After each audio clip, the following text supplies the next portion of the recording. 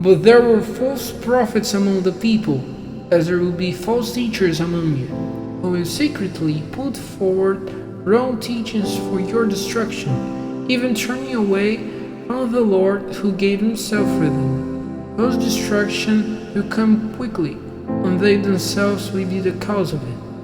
And a great number will go with them in their evil ways, through whom the true way will have a bad name. And in their desire for profit, they will come to you with words of deceit, like traders doing business in sows.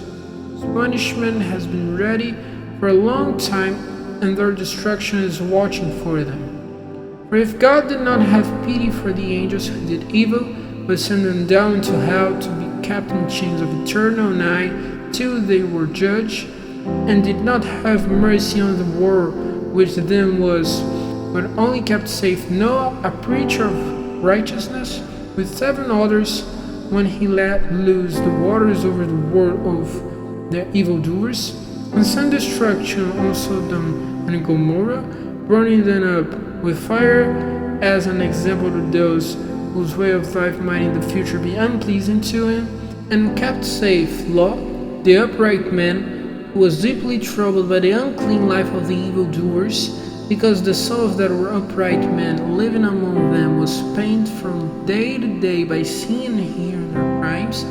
The Lord is able to keep the upright safe in the time of testing, and keep evildoers under punishment till the day of judging, but especially those who go after the unclean desires of the flesh and make sport of authority, ready to take chances, uncontrolled. They have no fear of saying evil of those in high places. Though the angels, who are greater in strength and power, do not make use of violent language against them before the Lord. But these men, like beasts without reason, whose natural use is to be taken and put to death, crying out against things of which they have no knowledge, will undergo the same destruction which they are designing for others. For the evil which overtakes them is the reward of their evil doing. Such men take their pleasure in the delights of the flesh even in the daytime. They are like the marks of a disease, like poisoned wounds among you, feasting together with you in joy, having eyes full of evil desire, never having enough of sin, turning feeble souls out of the true way. They're children of cursing, whose hearts are well used to bitter envy, turning out of the true way. They have gone wandering in error, after the way of Balaam, the son of Beor, who was pleased to take payment for wrongdoing. But his wrongdoing was pointed out to him, and as talking with a man's voice, put a stop to the error of the prophet. These are the fountains without water, and mists before a driving storm, for whom the eternal night is kept in store.